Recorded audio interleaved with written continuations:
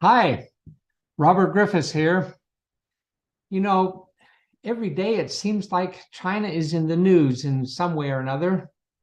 Some of the news paints a picture of China taking over the world, displacing the United States.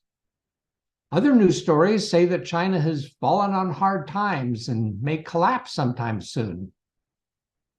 Wouldn't it be useful to get a clearer understanding of what is really going on? Even to understand China and the Chinese people from their perspective? In the China in the 21st Century course this fall, we will try to do just that. We will look at how China's current president, Xi Jinping, came to power and how his priorities have evolved. We will dive into Chinese culture a bit to appreciate Chinese values, why they value the things that they do, which may be different from what we value. We will take note of the particular domestic challenges that China faces: terrible pollution, a declining workforce, the after effects of the one-child policy, and gauge how well China is dealing with them. We will evaluate the current state of the Chinese economy to gauge whether US companies should continue to invest in and trade with China.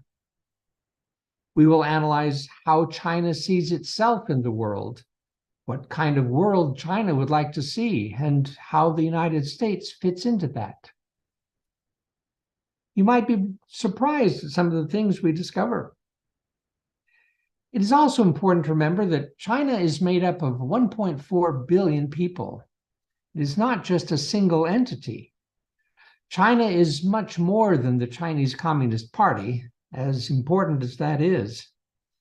Indeed, how are China and the United States both enriched by study abroad programs, tourism, and other people-to-people exchanges? China has embraced a quest to regain the preeminent global position it enjoyed for 2,000 years, up until the 19th century. Can we live with that? What do we need to do to assure that American interests and values are maintained? Jeannie and I lived in Greater China for 14 years, and now I teach Chinese studies at BYU. We certainly did not experience all that China has to offer, but I look forward to sharing with you some of what we learned. So tune in on Tuesdays at 10 a.m. beginning September 12th to find out whether we all need to learn how to eat with chopsticks.